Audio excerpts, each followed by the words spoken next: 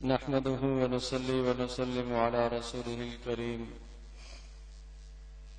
أما بعد فأعوذ بالله من الشيطان الرجيم بسم الله الرحمن الرحيم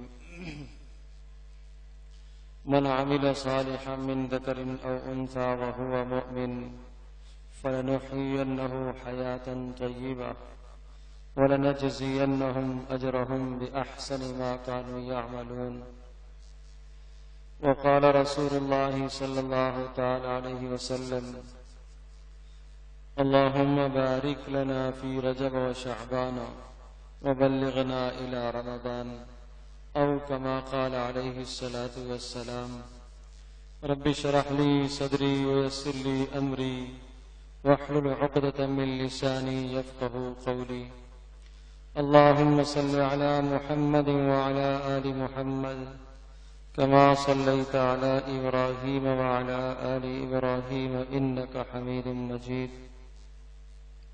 اللهم بارك على محمد وعلى آل محمد كما باركت على إبراهيم وعلى آل إبراهيم إنك حميد مجيد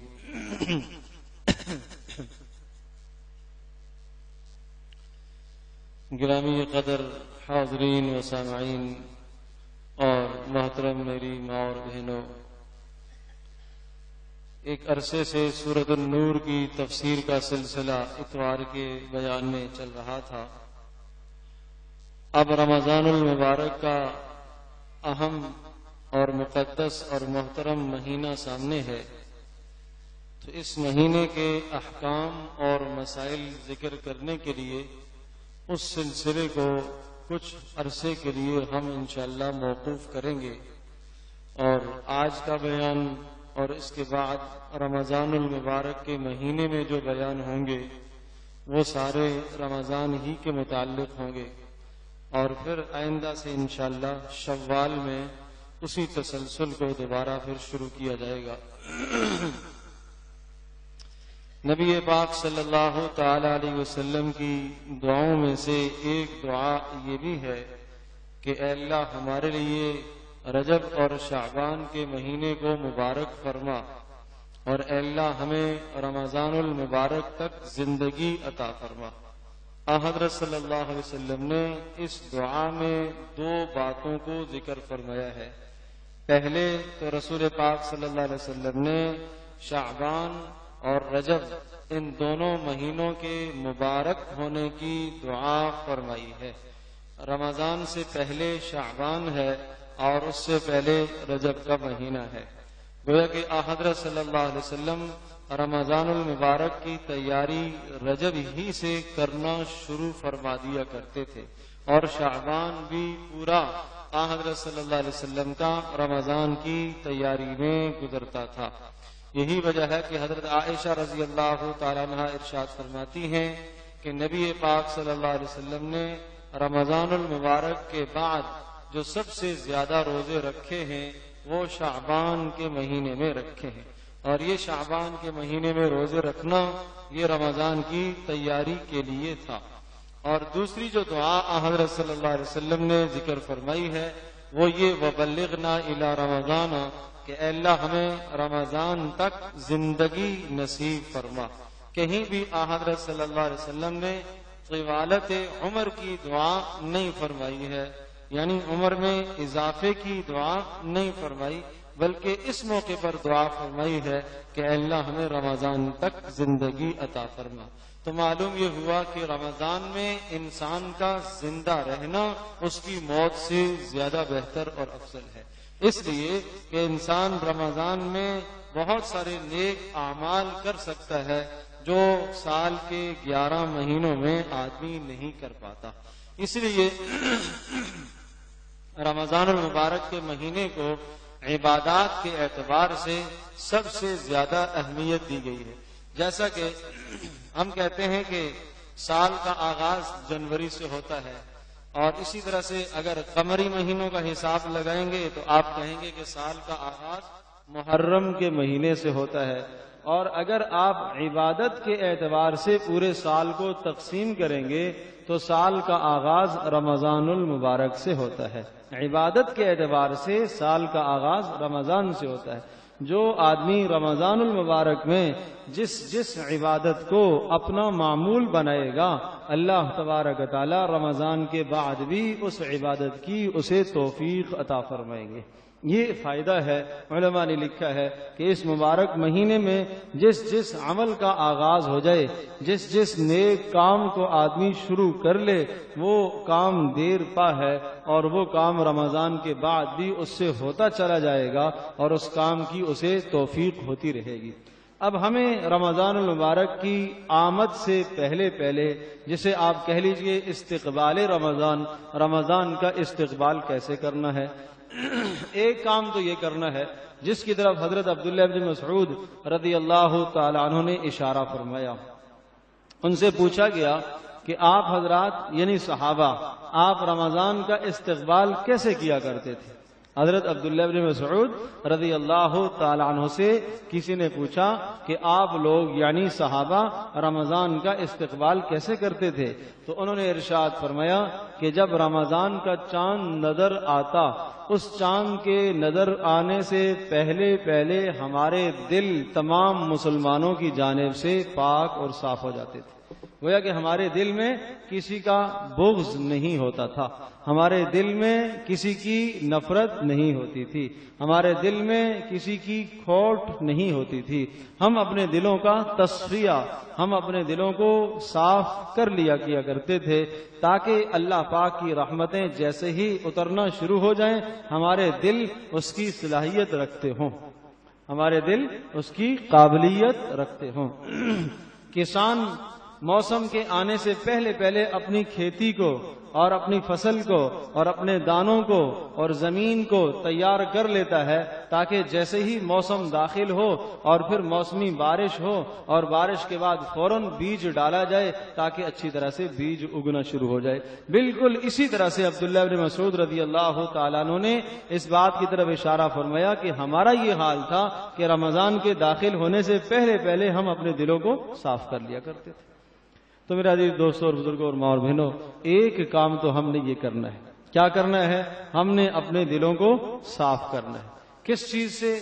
دیکھو، دلوں کے اندر گندگیاں ہیں، دلوں کے اندر نجاستیں ہیں۔ کیا دلوں میں کفر ایک نجاست ہے، نفاق ایک نجاست ہے، شرک ایک نجاست ہے، شک ایک نجاست ہے۔ کفر، ایک آدمی اللہ پاک کو مانتا ہی نہیں ہے، کفر ہے۔ ایک آدمی اللہ پاک کو مانتا ہے لیکن ناشکری کرتا ہے، یہ بھی کفر کے زمرے میں آتا ہے۔ اللہ کی بے شمار دی ہوئی نعمتوں کو ناشکری کرتا ہے، ٹھکراتا ہے۔ جو نعمتیں جس مقصد کے لیے دی گئی ہیں اس مقصد میں استعمال نہیں کرتا، یہ ناشکری کر رہا ہے۔ اسی طرح سے نفاق ہے کہ ظاہر کچھ اور ہے، دل میں کچھ اور ہے، نفاق کہلاتا ہے۔ اسی طرح سے شک والا ایمان ہے۔ شک کیا ہے؟ کہ آدمی آخرت کے متعلق شک کرے، پتہ نہیں موت کے بعد اٹھایا جاؤں گا یا نہیں، پتہ نہیں یہ جو باتیں بیان کی جاتی ہیں کہ نماز پر یہ ثواب ملے گا، یہ ہے بھی یا نہیں، یہ شک ہے۔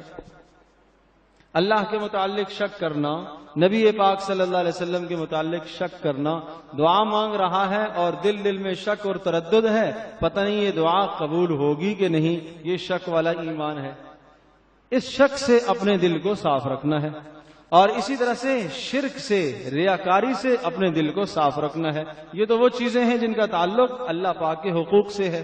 بندوں کے حقوق کے ساتھ جو چیزیں متعلق ہیں ان چیزوں سے بھی اپنے دل کو صاف رکھنا ہے۔ دل میں کسی کا حسد نہ ہو۔ حسد کیا کہلاتا ہے؟ حسد یہ ہے کہ کسی کی اچھائی کو دیکھ کر انسان برداشت نہ کرے، یہ حسد کہلاتا ہے۔ اپنے دل کو اس حسد سے پاک رکھنا ہے۔ کسی مسلمان کی مصیبت کو دیکھ کر آدمی دل میں خوش ہو، یہ بھی دل کی بیماری ہے، جس کو حدیث پاک میں شماتت کہا گیا ہے۔ فرمایا لا تظہر الشماتۃ لاخیک، اپنے مسلمان بھائی کے لیے، اپنی مسلمان بھائی کی برائی اور اپنے مسلمان بھائی کی مصیبت پر تم خوش نہ ہوا کرو۔ ممکن ہے اللہ تبارک و تعالی اسے راحت دے دے اور تمہیں اس مصیبت میں گرفتار کر دے۔ ہم اپنے خاندان میں دیکھتے ہیں، اپنے معاشرے میں دیکھتے ہیں، کوئی ہمارا دوست اور کوئی ہمارا رشتہ دار، کوئی ہمارا بھائی کسی مصیبت میں مبتلا ہے، اور وہ آدمی ہے جس سے ہمارا مزاج نہیں ملتا، ہمارا مزاج نہیں بنتا، تو ہم کہتے ہیں دل میں خوش ہوتے ہیں کہ اچھا ہوا، اس کا یہی حل ہے، اس کا یہی علاج ہے، اس کو سمجھایا نہیں سمجھا، اس کا یہی علاج ہے۔ اس کو حدیث میں کیا کہا گیا؟ شماتت کہا گیا، اس کو منافقوں کی علامت کہا گیا۔ اس لیے ایسا نہ کرے، ایسا نہ کرے، اس برائی کو اپنے دل سے ہم نکالیں، مسلمان کے بارے میں ایسا نہ سوچیں۔ اور جو مسلمان کسی بیماری میں، کسی برائی میں اور کسی پریشانی میں، مصیبت میں اس کو مبتلا دیکھیں تو فوری یہ سوچیں کہ یہ مصیبت کل میرے اوپر بھی آ سکتی ہے، ہاں یہ تکلیف میرے اوپر بھی آ سکتی ہے۔ یہ آپ نے سنا ہوگا کہ رسول پاک صلی اللہ علیہ وسلم نے ایک دعا بتائی ہے کہ جب آپ اپنے کسی مسلمان بھائی کو مصیبت میں دیکھو، پریشانی میں دیکھو تو دعا پڑھو۔ کیا دعا ہے؟ الحمدللہ الذی عافانی مما ابتلاک بہ وفضلنی علی کثیر ممن خلق تفضیلا۔ اس دعا کا فائدہ یہ ہے کہ اس دعا کے پڑھنے سے آپ کے دل میں مسلمان کی مصیبت پر خوش ہونے والا مزاج پیدا نہیں ہوگا، اس لیے کہ اللہ کے نبی نے حل بتا دیا ہے۔ اب کسی کی مرضی اس حل کو اختیار کرے نہ کرے، ہماری کمزوری ہے، ہمیں یہ دعائیں نہیں آتی ہیں، لیکن بہت آسان دعا الحمدللہ الذی عافانی، تمام تعریفیں اس اللہ کے لیے جس نے مجھے عافیت میں رکھا، جس اللہ نے مجھے آرام اور سکون میں رکھا، مما ابتلاک بہ، اس پریشانی اور اس بیماری سے، جس بیماری اور پریشانی میں اور غم میں میرے اس بھائی کو اللہ نے مبتلا کیا ہے۔ اے اللہ تیرا شکر ہے تو نے میرے اندر یہ پریشانی اور میرے گھر میں یہ مصیبت نہیں ڈالی۔ وفضلنی علی کثیر ممن خلق تفضیلا، اور اے اللہ تیرا شکر ہے کہ تو نے بے شمار لوگوں پر مجھے عزت عطا فرمائی ہے۔ اس لیے حدیث پاک میں آتا ہے کہ آپ دنیا کے معاملے میں اپنے سے نیچے والوں کو دیکھا کرو، مال کے معاملے میں اپنے سے کم مالدار کو دیکھا کرو، تمہارے اندر شکر پیدا ہوگا، شکر پیدا ہوگا۔ اور اگر مال کے اعتبار سے، دنیا کے اعتبار سے اپنے سے بڑے کو دیکھو گے تو ناشکری پیدا ہوگی۔ ایک آدمی کے پاس مناسب سواری ہے اور اللہ پاک نے اسے دیا ہوا ہے، وہ ایک ایسے آدمی کو دیکھتا ہے جو پیدل چل رہا ہے تو کیا ہوگا؟ دل میں اللہ کا شکر پیدا ہوگا، اللہ تیرا شکر ہے تو نے مجھے یہ سواری تو عطا فرمائی۔ ایک آدمی مناسب گھر میں رہتا ہے اور اگر اس کے پاس بھی گھر ہے اس سے اچھا ہے تو دل میں شکر پیدا ہوگا کہ اللہ فلاں سے تو میرا گھر اچھا ہے۔ شیخ سعدی رحمۃ اللہ علیہ ارشاد فرماتے ہیں کہ ایک مرتبہ میں ایک جگہ سے نکلا مسجد سے، میرے جوتے غائب ہو گئے، چوری ہو گئے، اور میرے دل میں یہ خیال پیدا ہوا، ناشکری پیدا ہوئی کہ اب تو نہ میرے پاس پیسہ ہے، نہ کوئی درہم، نہ کوئی دینار کے مزید جوتا خریدوں، دل میں ناشکری پیدا ہوئی۔ آگے ایک آدمی کو دیکھا کہ وہ پاؤں سے معذور تھا، لنگڑا، اور زمین پر گھسٹ کے جا رہا ہے، تو میں نے کہا اے اللہ تیرا شکر ہے تو نے مجھے پاؤں تو دیے ہیں، اس کے پاس تو پاؤں بھی نہیں ہے، چلو میرے پاؤں تو ہیں، جوتا پھر آ جائے گا، کوئی بات نہیں ہے، تو اس لیے اپنے سے کم کو دیکھا کرو تاکہ شکر پیدا ہو۔ تو رسول پاک صلی اللہ علیہ وسلم نے یہ دعا بتائی ہے، اس دعا کے پڑھنے کا فائدہ یہ ہوگا کہ کسی مسلمان کی حقارت دل میں نہیں آئے گی، کسی مسلمان کی نفرت دل میں نہیں آئے گی، کسی مسلمان کا حسد دل میں نہیں آئے گا۔ تو میں یہ عرض کر رہا تھا کہ پہلا کام ہم نے یہ کرنا ہے، اپنے دلوں کو صاف کرنا ہے، شرک سے، کفر سے، نفاق سے، شک سے، حسد سے، کینے سے، بغض سے، نفرت سے، ان تمام چیزوں سے اپنے دلوں کو صاف رکھنا ہے۔ پھر دیکھو اللہ پاک کی رحمتیں جب اتریں گی تو انشاءاللہ رمضان المبارک کے مہینے سے آپ فائدہ اٹھا پائیں گے۔ پہلا کام تو یہ ہو گیا۔ دوسرا کام ہم نے یہ کرنا ہے کہ رمضان کی آمد سے پہلے اپنے کاموں کو، اپنے معمولات کو مختصر کرنا ہے، اپنے معمولات کو، اپنے کاموں کو مختصر کرنا ہے۔ یہ حدیث آپ نے سنی ہوگی کہ رمضان المبارک میں مومن کا رزق بڑھا دیا جاتا ہے۔ تو معنی اور مطلب یہ ہوا کہ جب مومن کا رزق بڑھا دیا جاتا ہے تو ایک آدمی اگر غیر رمضان میں 10 گھنٹے محنت کر کے اپنے بیوی بچوں کے لیے روزی کماتا ہے تو گویا کہ اللہ کا وعدہ ہے کہ رمضان میں اگر وہ 5 گھنٹے محنت کرے گا تو اس کا رزق دگنا ہے، دگنا کیا ہوا ہے۔ اللہ پاک اسے 5 گھنٹے میں وہ عطا فرمائے گا کہ اپنے بیوی بچوں کی یہ کفالت کر لے گا۔ لیکن جب مزاج بن جائے کہ بھائی سمیٹنا ہی سمیٹنا ہے، بھرنا ہی بھرنا ہے، سارے خزانے رمضان میں ہی بھرنے ہیں، تو پھر اس کا کوئی حل نہیں، اس کا کوئی حل نہیں۔ وہ بیماری ایسی ہے جس کو کہتے ہیں جوع البقر، ایک بیماری آتی ہے کہ پیاس لگتی ہے اور سمندر بھی پی جائے جب بھی پیاس نہیں بجھتی، اس بیماری کا نام جوع البقر ہے۔ بالکل اسی طرح سے انسان کے اندر جو مال کی ہوس ہے یہ بھی اسی طرح کی بیماری ہے، یہ نہیں بجھتی، یہ ختم نہیں ہوتی۔ یہ میں اپنی طرف سے نہیں کہہ رہا، رسول پاک صلی اللہ علیہ وسلم کا فرمان ہے۔ سنیے، آپ نے ارشاد فرمایا لو کان لابن آدم وادیان من ذهب لابتغى ثالثا ولن يملأ جوف ابن آدم الا التراب۔ اگر انسان کے پاس سونے کے دو بڑے بڑے صحرا ہو جائیں، بعض محدثین نے تشریح کی ہے کہ اس کا معنی یہ ہے کہ اگر انسان کے پاس سونے کی دو بڑی بڑی وادیاں ہو جائیں، اور بعض نے یہ تشریح کی ہے کہ مطلب یہ ہے کہ اگر انسان کے پاس سونے کے دو بڑے بڑے پہاڑ بھی آ جائیں، لبتغا ثالثا، یہ تیسرے کی تلاش میں لگ جاتا ہے، تیسرا آ جائے۔ دو دکانیں کھلی ہیں، معلوم ہے کفایت ہے، کافی ہے، لیکن تیسری کے چکر میں ہے۔ تین کھل گئی ہیں، چوتھی کے خیال میں ہے۔ چار آ گئی ہیں، پانچویں کے خیال میں ہے۔ چار فیکٹریاں لگا دی ہیں، پانچویں کے خیال میں ہے۔ اور سنو، رسول پاک صلی اللہ علیہ وسلم نے ارشاد فرمایا وَلَن يَمْلَأْ جَوْفُ ابْنُ آدَمَ إِلَّا التُّرَابَ، کہ انسان کا پیٹ قبر کی مٹی ہی بھرے گی، بس۔ اور پھر ارشاد فرمایا کہ إِلَّا مَن تَابَ أَوْ يَتُوبُ اللَّهُ مَن تَابَ، یا اللہ پاک کسی پر اپنا رحم فرمائے، کرم فرمائے، تو اس کے اندر سے یہ حرص اور ہوس ختم ہو جائے، تو اللہ پاک کی مرضی، اللہ کسی پر کرم فرمائے، اللہ ہم سب پر یہ کرم فرمائے، ہم سب پر یہ کرم فرمائے کہ اللہ پاک ہماری ضروریات کو پورا کرے، اللہ پاک ہماری ضروریات کو پورا کر دے اپنے غیب کے خزانوں سے، اور ہمیں اتنا اس دنیا کے اندر لگنے کی توفیق دے کہ جتنی ہماری ضرورت ہے۔ وہ مال جو ہمیں اللہ کی یاد سے دور کر دے، وہ مال جو ہمیں عبادات سے غافل کر دے، وہ مال جو ہمیں روزوں سے غافل کر دے، وہ مال جو ہمیں رات کی تراویح سے غافل کر دے، اس مال میں کہاں خیر ہے؟ اس مال میں کوئی نفع نہیں ہے، اس مال میں کوئی برکت نہیں ہے، اس مال میں کوئی خیر نہیں ہے۔ نبی علیہ السلام کا یہ بھی فرمان ہے یحرم ابن آدم ویشیب منہ اثنان، انسان بوڑھا ہوتا رہتا ہے، بوڑھا ہوتا رہتا ہے، جو دو چیزیں اس میں جوان ہوتی رہتی ہیں، ایک حرص علی العمر، ایک عمر کی زیادتی کی تمنا، اور دوسرا مال میں اضافے کی تمنا، یہ آدمی میں جوان ہوتی رہتی ہے۔ اور جتنا بڑھاپے کی طرف جاتا ہے ان دو چیزوں کی طرف رغبت زیادہ ہوتی ہے۔ آدمی مرنا نہیں چاہتا، اس لیے کہ آخرت کی طرف اعمال تھوڑے ہیں، انسان کا جی وہاں لگتا ہے جہاں انسان کا مال ہوتا ہے۔ تو اس لیے میرے عزیز دوستوں اور بزرگوں اور ماں اور بہنوں، اپنے معمولات کو، اپنے کاموں کو مختصر کرنے کی کوشش کریں۔ ابھی سے ہی آپ نظام بنائیں کہ رمضان میں مجھے قرآن کی تلاوت کو اتنا ٹائم دینا ہے، مجھے نماز تراویح کو اتنا وقت دینا ہے، مجھے اللہ کے ذکر کو اتنا وقت دینا ہے، اور مجھے جناب مسلمانوں کی خیر خواہی کے کاموں میں اتنا وقت لگانا ہے۔ رسول پاک صلی اللہ تعالی علیہ وسلم کی خصوصیت تھی کہ آپ علیہ السلام کی سخاوت رمضان میں بڑھ جایا کرتی تھی۔ اور سنیے، سخاوت کا معنی صرف مال خرچ کرنا نہیں ہے، رسول پاک صلی اللہ علیہ وسلم کی سخاوت تین طرح کی ہوتی تھی۔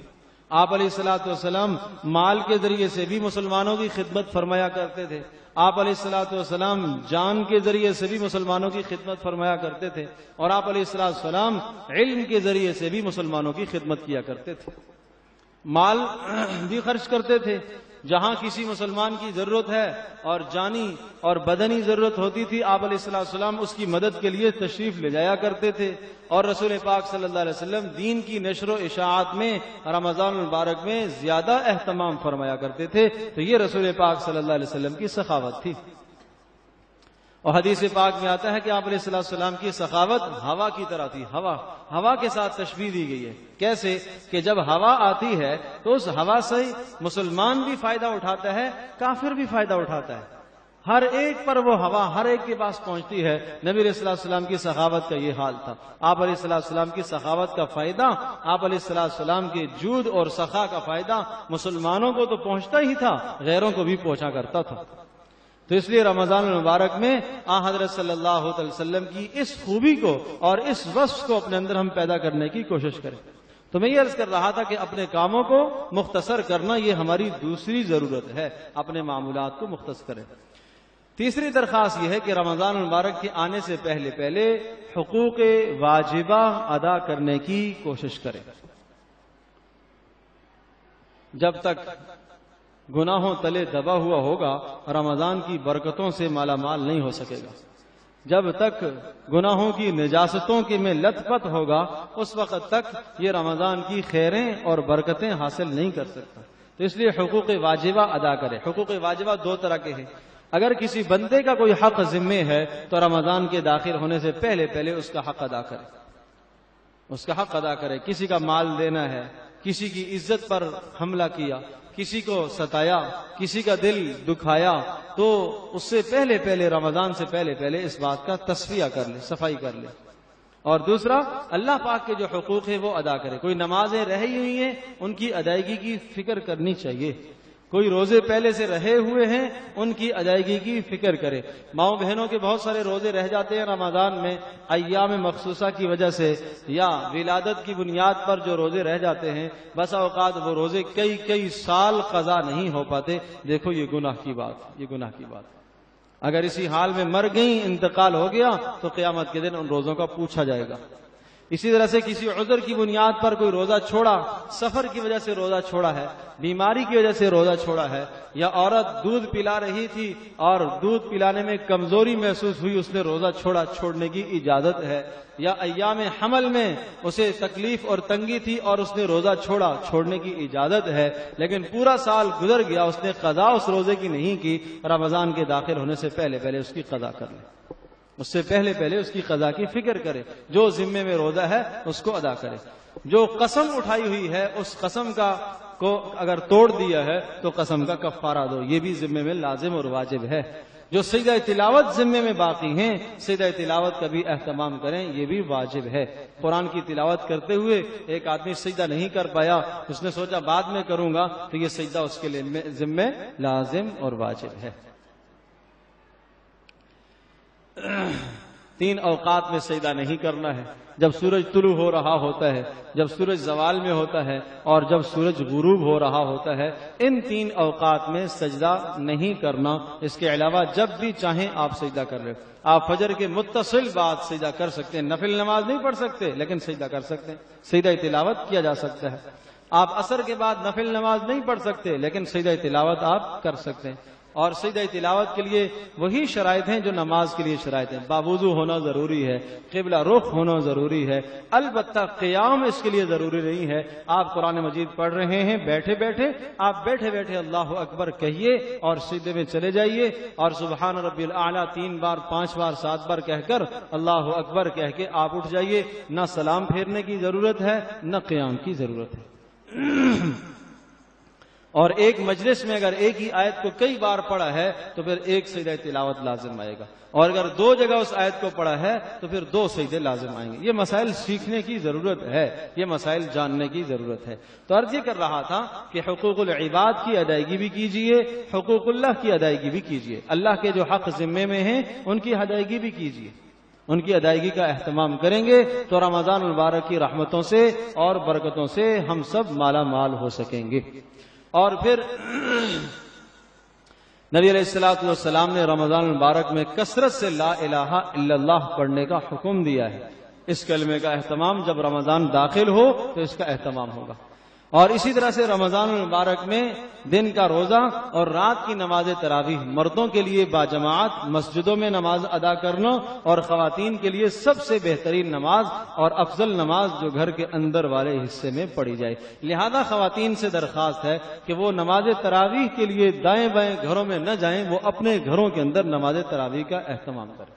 اگر آپ کے گھر میں کوئی بچہ ہے اور وہ بالغ ہے لڑکا اور وہ قرآن مجید تراویح میں سنانا چاہتا ہے تو اس کے پیچھے ماں کھڑی ہو جائے، بہن کھڑی ہو جائے اور گھر کی دیگر خواتین کھڑی ہو جائے باپردہ ہو کر. پردے میں اگر کچھ محرم بھی ہیں غیر محرم بھی ہیں تو بیچ میں چادر ڈال دی جائے اور اگر ایسا نہیں ہے، سارے محرم ہی ہیں، تو پھر مردوں کی صفیں چاہے ایک ہوں یا دو ہوں وہ آگے ہوں اور خواتین پیچھے کھڑی ہو جائے، یہاں تک تو اجازت ہے، لیکن خواتین نماز تراویح کے لیے دوسروں کے گھروں میں نہ جائیں۔ نمبر 2، دوسری بات، خواتین نماز تراویح نہ پڑھائیں، مرد، امامت کا استحقاق مرد کو ہے، مرد کو ہے۔ اگر یہ بات ہوتی تو ازواج مطہرات اپنے گھروں میں نماز تراویح کا باجماعت اہتمام کراتی، حالانکہ ایسا نہیں ہوا، صحابیات میں ایسا نہیں ہوا۔ ابو داؤد شریف کی روایت ہے، نبی علیہ السلام نے ارشاد فرمایا، عورت کی سب سے افضل اور سب سے بہتر نماز وہ ہے جو گھر کے اندر والے حصے میں پڑھے۔ اب سوال یہ ہے، کبھی کبھی خیال آتا ہے کہ عورت اگر مرد باجماعت نماز پڑھتا ہے اسے 27 کا ثواب ملتا ہے، اور جامع مسجد میں جا کے پڑھتا ہے اسے 50 نمازوں کا ثواب ملتا ہے، عورت کو تو یہ ثواب نہیں ملا۔ تو سنیے گا، اصل چیز رسول پاک صلی اللہ علیہ وسلم کی اتباع کا نام ہے۔ اگر عورت نبی علیہ السلام کی اتباع کی خاطر پیروی کرتے ہوئے گھر کے اندر والے حصے میں نماز پڑھتی ہے تو جو ثواب مرد کو مسجد میں ملے گا وہ اللہ پاک اس خاتون کو گھر کے اندر عطا کرے گا۔ کیوں؟ اس لیے کہ اس نے نبی پاک صلی اللہ علیہ وسلم کی پیروی کی، آپ علیہ السلام کی اتباع کی۔ تو اس لیے نماز تراویح کا بھی اہتمام ہو، بلا عذر ترک نہ کریں، بلا عذر نہ چھوڑیں، بلا عذر نہ چھوڑیں۔ عذر شدید بیماری ہے تو آدمی فرائض پر اکتفا کر لیتا ہے، آدمی سفر میں ہے فرائض پر اکتفا کر لیتا ہے، لیکن بغیر عذر کے نماز تراویح کو کسی بھی صورت میں ترک نہ کرے۔ اسی طرح سے رمضان المبارک کے مہینے میں جو نفلی نمازیں ہیں ان نوافل کا بھی اہتمام کریں۔ حدیث پاک میں آتا ہے کہ نوافل فرائض کے درجے میں پہنچ جاتے ہیں، نوافل فرضوں کے برابر ہو جاتے ہیں۔ اور فرض اور نفل کا فرق اتنا بڑا ہے، اتنا بڑا ہے کہ یہ زمین پوری کا خلا اگر کوئی آدمی یہ سونے اور چاندی سے بھر دے اور یہ نفلی سونا چاندی اور صدقہ کرے، اور ایک طرف زکوٰۃ جو اس کے ذمے میں واجب ہے، امام غزالی رحمۃ اللہ نے لکھا ہے کہ زکوٰۃ کا 1 درہم اس پوری دنیا کے بھرے ہوئے سونے سے زیادہ قیمتی ہے، اس لیے کہ زکوٰۃ فرض ہے اور یہ نفلی عبادت ہے۔ تو نفلی اور فرض میں بہت بڑا فرق ہے۔ تو رمضان کے اندر نفلی عبادت فرضوں کے درجوں میں آ جاتی ہے اور فرض کو 70 گنا ثواب دیا جاتا ہے۔ کتنا بڑا اللہ کا احسان ہے۔ تو بڑا ہی بد نصیب اور محروم انسان وہ ہے جو اس مبارک مہینے میں ان اتنی رحمتوں کو اور اتنی برکتوں کو نہ حاصل کر پائے۔ اس لیے درخواست ہے کہ رسول پاک صلی اللہ علیہ وسلم کی اس دعا کو مد نظر رکھتے ہوئے رمضان سے پہلے ہی آپ اپنے معمولات کو مختصر کر کے آپ رمضان کی تیاری ابھی سے شروع کر دیں۔ ہاں، اس کا یہ تعلق نہیں ہے کہ جناب تیاری کا مطلب یہی ہے کہ بس وہی تیاری کرے گا جس نے کہیں تراویح پڑھانی ہے، جس نے کہیں نماز پڑھانی ہے۔ ہر آدمی کی ضرورت ہے کہ رمضان سے پہلے وہ تیاری کرے، اپنے معمولات کو مختصر کرے، اپنے نظام الاوقات کو متعین کرے، اس کو روزانہ قرآن کو 1 گھنٹہ کم از کم دینا قرآن کا حق سمجھے، نبی علیہ السلام کی سیرت مطہرہ کا مطالعہ کرنا یہ اپنا حق اور اپنی ضرورت سمجھے، اور حضرت صلی اللہ علیہ وسلم کے بتائے ہوئے مسائل کو رمضان کے متعلق، روزے کے متعلق جو مسائل ہیں ان مسائل کا سیکھنا یہ اپنی ضرورت سمجھے۔ ان تمام باتوں کا خیال رکھ کے جو آدمی رمضان کی تیاری میں مشغول ہوگا تو انشاءاللہ اس کے لیے رمضان کا مہینہ قیمتی بن جائے گا۔ اللہ پاک مجھے بھی آپ کو سب کو عمل کی توفیق نصیب فرمائے۔ وآخر دعوانا الحمدللہ رب العالمین۔